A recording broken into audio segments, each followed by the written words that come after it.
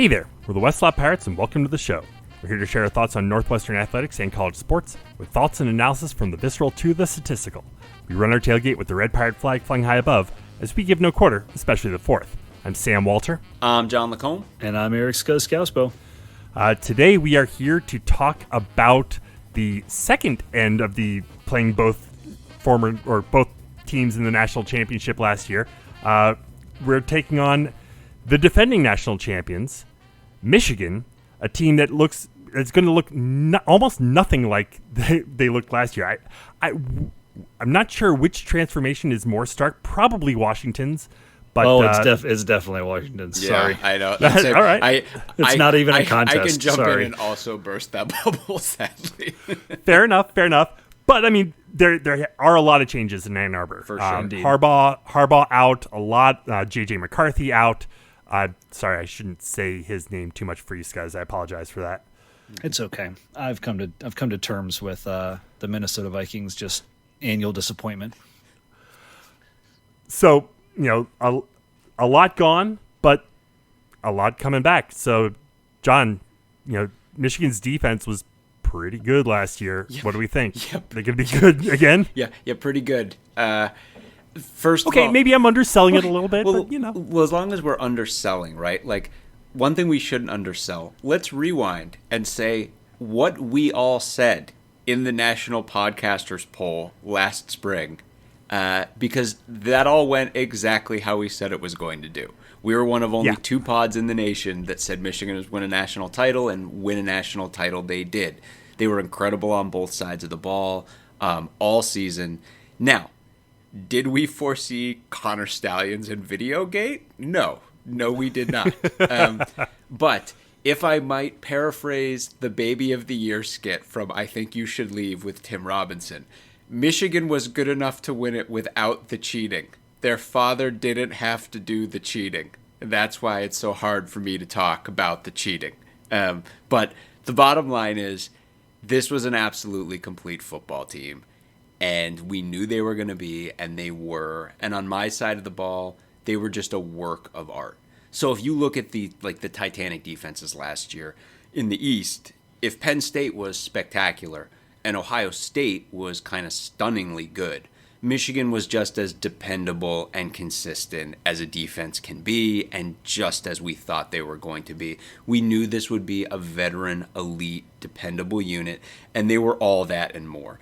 This was the Big Ten's number one total and scoring defense, and barely the number two rushing defense behind Penn State, and barely the number two passing defense behind Ohio State. This defense was incredible. But, not unlike Penn State, we're now trying to figure out what the hell this means for 2024, because just like Penn State, this defense waves goodbye to a ludicrous amount of talent and its defensive coordinator. And again, only the Nittany Lions and no one else in the country, and we talked about this when we talked about the Nittany Lions and the litany of names they were losing. No one but Penn State can appreciate how Michigan feels losing Chris Jenkins, Mike Sainristil, Junior Colson, Michael Barrett, Jalen Harrell, Josh Wallace, and Braden McGregor to the NFL. Again, Michigan put like a full team of guys into the NFL on this side of the ball. And just like Penn State, Michigan still looks pretty damn good here, despite losing all of these guys. Now, by no means, and this is one of these things, we just talked about it, we did the Ohio State pod, it's weird to say. By no means will the Wolverines have what Ohio State is going to have on D in 2024. Again, really sounds weird to say that. But Michigan has it where it counts. Michigan's absolutely stacked at defensive tackle with Mason Graham and Kenneth Grant. That's one of the very best tandems in the country. Derek Moore and Josiah Stewart didn't start at the defensive end spots last year, and they still combined for 10.5 sacks and 14.5 tackles for loss. And in the secondary, Will Johnson is again going to be one of the best corners in the nation. So Michigan's a monster up front, and they have an awesome corner. The losses that are going to be felt the most are at linebacker. And into that group fold right in Mike Sainristil still at nickel, because he was nominally the nickel, but that guy was everywhere and did everything, and you can fold him right into that linebacker group.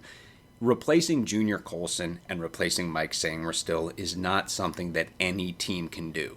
So Michigan's going to kick the tires on some transfers here, and that might be somewhat slow going at first. But remember, whoever comes in and plays in this squad gets to work behind this unreal collection of defensive tackles and just an awesome defensive line as a whole. Now, the new defensive coordinator is Wink Martindale. Wink Martindale, if you know football, is a name that you've at least heard before. It's a name that's ringing bells for you right now. This is a guy who's been around the NFL for a long time and at the highest level. He's been the DC for Sammy's Broncos at one point. He was the DC for the Ravens. He was the DC for the Giants. This guy knows what he's doing.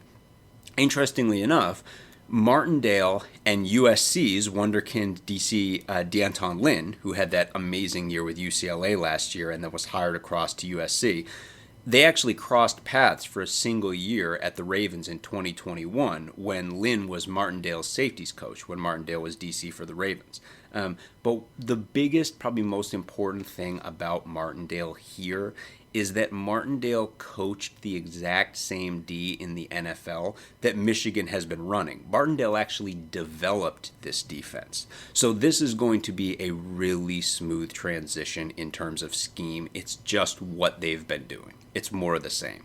So, yeah, Michigan's going to be fine on defense. They might be great on defense. If the linebackers click, they might be fantastic on defense. They lost 7 offensive guys and a coach, and they still have so much. So, again, I'll say it one more time. It still sounds weird to say this. Ohio State is probably going to be the defensive class of this conference, but Michigan's going to be right there with Oregon and Iowa behind them. And again, if they find the answers at linebacker, watch out. So, as for us, let's hope that Michigan experiences the drop-off at linebacker that we're hoping for. Let's really hope for that. With those guys and Mike Sanger still gone, this might be a game, and it's rare. I think so far up to this point we haven't mentioned it a lot, but this is the kind of game where like the tight ends could really step up. Gordon, Mangieri, like Lang, like this is where those guys could really step up and get open underneath and help us move the ball. But again, don't get your hopes too high here. If we win this one, we're probably going to win it by grinding out a low-scoring affair and really pulling out a miracle. Want to hear a fun little Wink Martindale historical factoid that is Sure. relevant for Northwestern fans? Sure. Yeah, hit us. Started his Division I college coaching career in 1994-1995 at Notre Dame. Oh, interesting. He was just an assistant on that squad. So you're saying that look out, Wink, we're coming for you again. Yeah, absolutely. So, Scuzz, let's talk about this offense. Like a lot of changes. We got, new head coach. Obviously, Harbaugh gone. Sharon Moore, stepping up, and he did great when Harbaugh was on the shelf last year. I think last year's team, almost anyone could have done great. But, I mean, Sharon Moore is absolutely the right hire. So what do we make of the Wolverine offense, and what do we know about the Wolverine offense? Yeah, I think Moore is the, you quipped earlier about, which team is experiencing more turnover, more upheaval, Washington or Michigan, and Moore is the reason it's not Michigan. Right. Because, and it's not just that he's the new head coach, it's that he was, and it's not just that he filled in for Harbaugh last year, it's that he's been the OC here for a couple seasons. He has his fingerprints all over this offense that ultimately finally got Michigan over the hump. He has his fingerprints all over the development of J.J. McCarthy, and his new OC was the QB coach for the last 2 years. And it's the continuity, not just of the offensive scheme, but of the culture and the identity that we've talked so many times in our other previews that affects other teams. So I like the personnel changeovers are extreme here in Michigan, just like they were for Washington. But that coaching point of view to me is what makes a huge difference, and I think what sets up Michigan to be better than I think a lot of people think they're going to be. So I'll start, just briefly with last year. My take was that D lost so little going from 22 to 23 that the offense could probably take a conservative step backward and go back to what had been a really grinding running game that they deployed really effectively in 2021, and that they would be just fine in 2023. And I said that because I thought they had less weaponry at wideout. They didn't need to be as risk-reward oriented given their defense, and that they could get by being a little bit more conservative. Ultimately, they only scored 36 points a game versus the 40 points a game, kind of the high watermark for Michigan that they put up in 2022. And they won the national championship. But I think what really stood out to me, if you were watching the games throughout the course of the year, and I remember some really specific plays against Ohio State and against Penn State, and even in the playoff games, when it was down to brass tacks and they had to have something, it was a creative running play, often with Donovan Edwards, sometimes with Blake Corum, and frequently with J.J. McCarthy. It was the ground game. And that's where I thought Moore really stood out and earned his medal last year. And it wasn't just running someone up the gut. It was like there was this creative, I think, weak side counterplay that really sprung them in a tough spot against Ohio State. There was McCarthy running for a critical first down when Penn State was surging toward the end of the game in State College, and I think that's the identity that Harbaugh instilled. That's the identity that will carry forward. And it bodes really well because they lost all of their wide receiver talent and J.J. McCarthy coming into this season. So I said this during our Ohio State preview, and it bears repeating here. When you listen to me talk about this offense and what John talked about earlier, and kind of I think what's going to be an upside view we have for this team, you have to factor in expectations and what quote-unquote success looks like for each team. The primary takeaway from my Ohio State offensive preview was not as good as advertised, and this is going to be the opposite.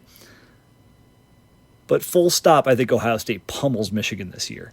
And unlike 2 years ago when I went on my Harbaugh must-pick J.J. McCarthy over Cade McNamara to succeed at Michigan rant, they just won the national championship and have lost a metric ton of talent. Like, expectations have never been lower at Michigan. Of course, if they lose to Ohio State, if they have a losing season, people are going to be mad. I don't think that's what's going to happen. They're not going to phone it in this year. They're not going to give it up. But the psychological atmosphere in Ann Arbor couldn't be more different from the one in Columbus right now. It just colors how I think about these teams as I'm evaluating them against what is out there in the broader atmosphere. So I'm going to focus on the strength of this team first, which I already alluded to. Regardless of losses, it's no mystery. It's going to be a top-notch running team. I don't know if they're going to be second best in the conference, third best in the conference, but given what you just heard from John on the defensive side, the defensive line still has a ton of pop. And while the entire offensive line turns over, unlike other teams that have experienced something similar this year, I think this team has the pedigree and the coaching continuity to quickly rebound. And so as a result, Michigan's going to be really strong in the trenches. That belies hey, we can play a conservative game and let our, star players potentially be star players. And worst case, we're going to win a ton of games in a low scoring fashion. That's probably going to be the recipe here. Let's talk about the offensive line. They're all new. Do we have to? This is where I'm super curious to hear what you have to say here. So they're all new. It's an entirely brand new starting offensive line. Now, obviously, a number of the guys have been at Michigan the last couple of years. Both tackles have got into a number of games last year. First and foremost, these guys are gargantuan, especially at the tackles. Andrew Gentry, who's projected at right tackle, but I think he might end up at left. 6'7", 327. Miles Hinton, who transferred from Stanford a couple years ago, huge 5-star prospect at tackle Chris coming Hinton's out of high brother. school. Right. I think I was going to ask, is it? I'm 6'6", 340. These guys are enormous. They're enormous tackles. Josh Preeb, who transferred to Michigan from Northwestern, penciled in on the starting lineup, a guy that we know firsthand is an absolute road grader in the running game. Man, I'm just remembering this in the moment now. Ugh. Giovanni El Hadi. Hence my do we have to talk about the O-line. Yeah. Giovanni El Hadi is the other guard. He's another powerful run blocker. All of these guys, save Gentry, have had their warts when it comes to pass protection. And we saw, Pre made great strides in that part of his blocking game over the course of his tenure at Northwestern. But no doubt he's a stronger run blocker than pass blocker. And when you look at the two tackles, I think Gentry has the potential to be really dominant. I think that's why he's going to end up on the left side. Hinton has, all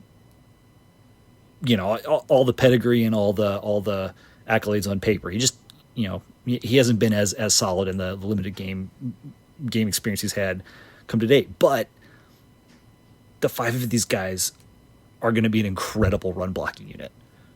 They're huge. They're powerful. They've got the scheme and everything else behind them. And when you have a really green offensive line that has not spent a lot of time together, that you're a little bit questionable about the passing attack, what's your best option at quarterback to account for that offensive line? It's a mobile QB. Enter Alex Orji, who seems to be, to me, the best option to start at quarterback for Michigan this year.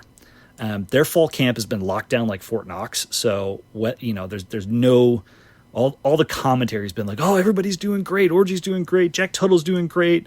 There's some younger guys too. Like we have there's been zero signaling of what's going to happen, but just reading the tea leaves. Wait, did you say Jack Tuttle? Yeah, Jack Tuttle, former Indiana quarterback. Yeah, he was there last year as the backup too. Oh, okay. Yeah. So like, it just makes sense, right? Orji's been out there running the ball a ton. He had 15 attempts last year. He carried the ball a few times the year before. Has only thrown one pass in 9 games in 2 years. We have no idea if he could throw the ball, but he's really mobile. He's willing to run, and I think that's what this offense needs right now. His mobility is going to help account for the offensive line. As long as he can like hit the broadside of a barn. Like if he literally cannot throw the football, that's going to be a problem. But if he's a moderate to mediocre quarterback throwing the ball, I think Michigan can still win 8 games on their schedule without doing a whole heck of a lot of passing. I don't think this offense needs to be explosive like they did the last 3 years. They're not trying to get over the hump of beating SEC teams and beating Ohio State. I think they can be a grind you out team, a clock team, and hope for a couple shots to go their way. If I'm Moore, I love my running ability. It's the identity of this team. It's what Harbaugh built. It's what the personnel on the team lends itself towards. And I've got Donovan Edwards. So Edwards takes over from Blake Corum as a starting running back. Nominally. Yeah. Well, so last year it was not nominal. 2 years ago it was, but last year Corum carried the ball 2 times, like double Edwards, and had more than twice as many yards. And all I hear out of that is Donovan Edwards is rested. 5 times as many touchdowns. Yes, because the prior year Edwards had almost 1,000 yards. I think averaged 7 yards a pop. The dude is electric. When Corum went down against Ohio State 2022, Edwards came out and ran for 216 yards at 9.8 yards per carry. And those Ohio State teams had really good defensive lines and linebackers. As John outlined in our Ohio State preview, is the secondary that you could go to work on with Ohio State defenses of the past. So Edwards is, his stats don't look great last year, but I think that it's more about usage and deferring to Blake Corum. He can be a dominant, explosive running back. I talked about his Ohio State performance. He in 22, he also put up 10 yards per carry and 170 overall on Penn State. Last year, he just wasn't used that much, but he still had pivotal runs in all their big games. The dude can do it all. He can be the face and the focus of this franchise, or not this franchise, this offense. He caught 30 balls last year out of the backfield. They need someone to be the face because it was J.J. McCarthy.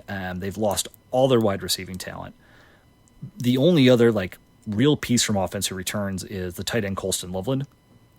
He caught 45 passes. So you're starting to look at an offense that is primarily run first with a really mobile quarterback who can get out on the edge, maybe bootlegs, etc. You're going to have check down options to Edwards and Loveland, who are going to be great options in that range. The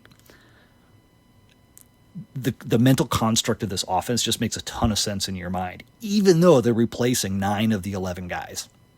So, I mean, in conclusion, there's no way that they score 36 points per game. There's no way that they increase their yardage or their efficiency over last year. It's just not going to happen given the turnover, and they don't have the firepower at wideout. I mean, they got, they always have talent at wideout, but there's nobody that just jumps off the page at you. But they're still really good. And they have a clear identity. It fits their style, their construction. It fits their coaching, what their coaches want to do. I just don't think they're going to drop off as much as the production and personnel losses would predict. And I think they're going to easily be at eight games, if not 9, in the wins column. If you or a loved one is seriously injured by someone else's negligence, hire Kent Simpson of the Simpson Law Group. After over a decade prosecuting murder cases in Chicago, Simpson opened his own firm focused on wrongful death and personal injury cases. He specializes in car, truck, motorcycle, boat, and other transportation accidents, as well as construction accidents, medical negligence, slip and falls, product liability, and more. Millions recovered for clients. No fee unless he wins. The Simpson Law Group. Compassion, empathy, and vigorous advocacy. Go to simpsonlawgroup.com or call 312-332-2107 for a free consultation. And go Cats. Well, let's talk about that schedule. I was going to say, Scuzz, the way you delivered that final piece is the jarring piece, because it's I think they're, because I totally agree. And it's I think they're going to be really good. 8 wins. Yeah. I mean, I guess it's let's go through it, Sam. You can take us through the schedule because it's crazy, but I agree. I guess that is jarring for Michigan, right? Because that is a low number, but at the same, I guess this is what I was trying to say earlier. To me, with all the losses and everything, that's a good situation for Michigan. I don't know. And again, Sam, the schedule is a huge piece of this. So yeah. All right, so they open up the season against Fresno State. Then they play Texas at home, a Texas team that is, on paper, looks pretty good, even though they have lost both their starting running backs for the year. Then they get Arkansas State, and then Southern Cal, Minnesota. Their first 5 games are at home. They don't leave the big house until October 5th when they fly to Washington for that national championship rematch. They get a bye. They're at Illinois. They're home for Michigan State, and then they're home for Oregon. They're at Indiana. They get a bye to rest up for us. And then they finish off the year at Ohio State. So I have so many thoughts here. My first overriding one is it goes with everything Scuzz said. Let's zoom out. Michigan did exactly what they should have done in terms of head coaching. They elevated the trusty OC. They kept it in-house. It's going to be a similar scheme. It's something everyone's familiar with. They did the exact same thing on the defensive side of the ball. Juxtapose this with what Washington did, right? Michigan went out and got the guy who's the architect of the defense they already play. You can't make a smarter move than that. It keeps everything the same. It keeps everything smooth, right? And they have a guy who low-key could just be the best running back in the conference. And even though they lost Trevor Keegan and Zach Zinter, who were that's as good 2 offensive linemen as any other college lost. They're bringing so much back, and their defense is going to be really friggin' good, and they're probably going to be a good trenches football team. And I'm yeah, probably 8.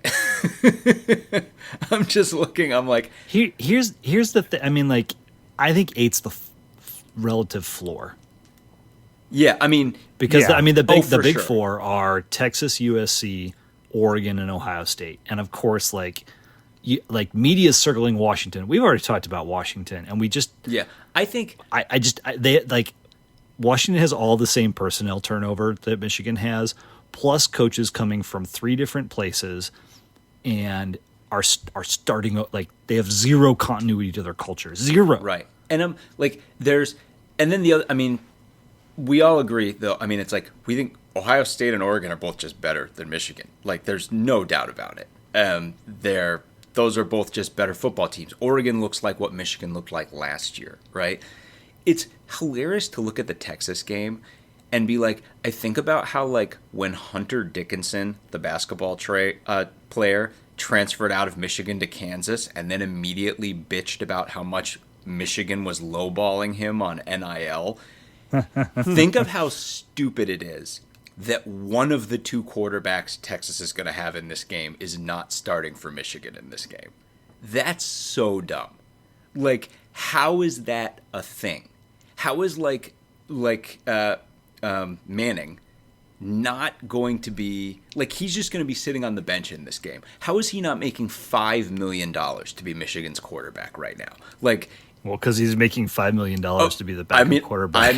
I'm sure. I'm sure. But, Peyton Manning's kid was never going to Michigan. but I mean, It's not Peyton's kid. I'm just or, saying. or Arch Manning's kid. And regardless, it's Cooper's kid. Yeah. My larger point. here's the thing. Here's the thing though. Like Texas, I think a lot of people are looking at the losses and saying, "Oh yeah, Texas is going to come in here and beat Michigan." I don't know that I buy that. I mean, well, I go back to, and this is one of those things like we used to talk about when we talked about like Talia Tagovailoa, right? It's like, at the end of the day, one of these teams is starting Quinn Ewers at quarterback and one of them starting Orzi at quarterback. At this point, how many total career passes is Orzi going to have up against Quinn Ewers, right? And I'm just like, that's such a titanic mismatch. And again, it's weird. And again, Michigan does things the Michigan way, and it's just funny because there are so many other big-time quarterbacks, right? Like, that they could have grabbed, and they chose not to, and whatever. But it's... Do you have faith in the Texas defense? No, I think... Because it's not like Quinn. It's not Quinn versus Orgy on the field. I think, let's say it's like Donovan Edwards like runs for like 3 bills or whatever, but at the end of the game, I think it's Quinn going against this defense. It's Quinn going against his defensive line. I know that's the battle. Sure, but again, So maybe on the will road get in a some Arch hostile Manning after environment. all. I still think, even so, I'm just like, Texas is. I expect Texas back? I think. Sorry. Jesus. Sorry. Now, That's low-hanging fruit. you said that, and now I'm like, maybe I should flip everything that I'm saying right here. I'm like, no, Michigan's going to win 44-0. No, honestly, like, I think Quinn Ewers puts it down in this game and comes out as the Heisman guy. But I think so I just want to build on that because I think that game. I agree with you. Texas should be favored. They've got arguably the best guy at the most important position. I think they have on the road on the road in a place they've never been is a real deal. And then 2 weeks later, you've got USC doing the same thing. I think Michigan gets one of those 2 games. I think there's a decent chance to get one of those 2 games. I should put it that way. I don't think those games are foregone conclusions the way I think like Oregon and Ohio State are likely losses. At the same time, like we've said it in other places and in another like it's hard to go undefeated in this conference. It's hard not to slip up. If there's a spot that Oregon slips up, is this it on November 2nd? I'm not going to call for that. I don't. It doesn't make sense to me until we see these teams on the field a bit. But it's a West Coast team on the road in November. So yeah, just again, given the continuity, the identity, the culture that is all carrying forward, unbroken, all expectations and pressure are off this team. I mean, they lose. Like if they go, 2-4 to start the season, that won't be true anymore. But If they go 2-4 to start the If- season, I something mean- has gone horribly Yeah, exactly. wrong. I just think this is the type of team that gets like counted out because they lost a bunch of players and then they come back and they like Well, kick the crap out of some teams that they weren't supposed to beat. maybe. I mean, I think they're gonna. I think more than half the teams on their schedule, they're just gonna roll on the strength of their Yes. ability to run the ball, and it won't Yes. even matter. I think in 100%. in irony, I think back to what you used to say about the Cade McNamara teams back in the day, which is like, this team is so stacked, but watch out when they have to play like a really loaded team. And the great irony being that Orzi and McNamara are not the same type of quarterback. But I think that the thing is still true. It's about like when the chips are down, they're putting a guy who's totally green up against some really heavy hitter quarterbacks in a couple of big games. With all that said, 8 is too low. 9, I think they're going to end up with 9. And again, like if Scuzz is right, like all these things, I can't stress enough, like it feels like Michigan did everything right. They did everything that they were supposed to do here. So if they go above 9, I won't be surprised. But in the interest of going in the opposite direction, let me map something out to you. Oh boy, buckle up. Here we go. The worst case scenario. Here it comes. Let me paint a path to 8 for you. Of all of the teams on Michigan's schedule, there are the 3 big boys: Ohio State, Oregon, and Texas. Okay, if you look at the other 9 teams on their schedule, 7 of them had god-awful defenses last year. Okay, the 8th, Washington, had a mediocre defense, which turns over all of its best players, and then there's Northwestern, a team that returns almost its entire 3 deep on the defensive line and has Xander Mueller at linebacker. Okay?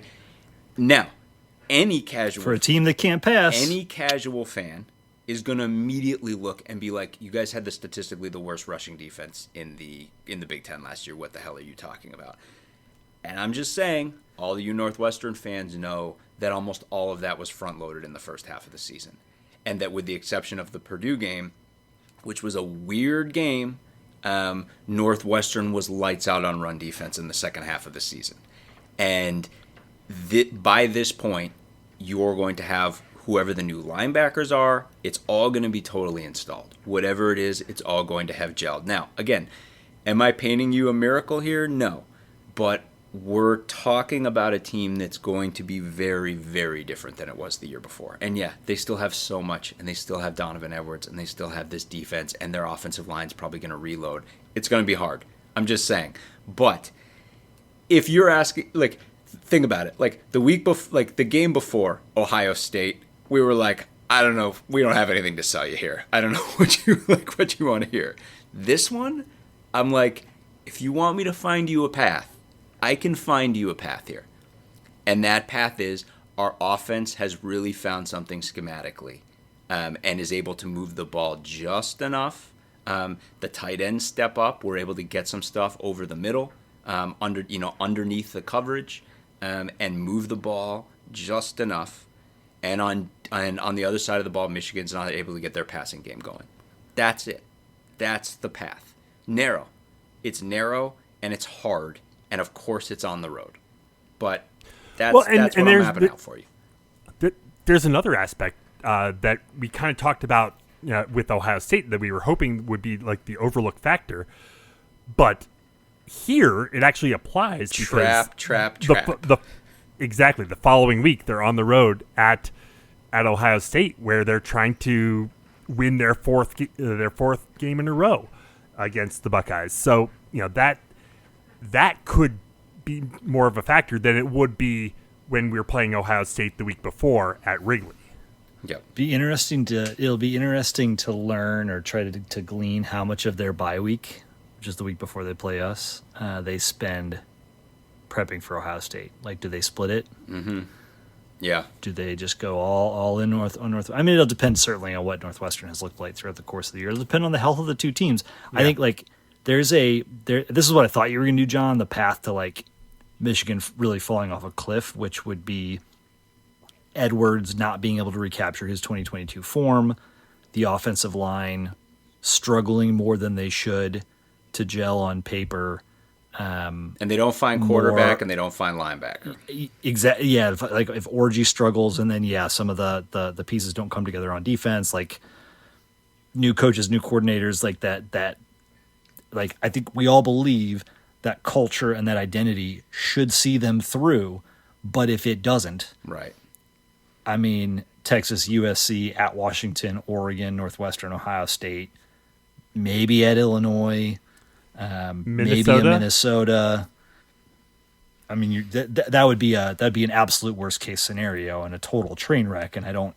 Right. I don't think any of us think that's plausible. Right. But that would be the worst case scenario. That would be the floor. Here's the thing.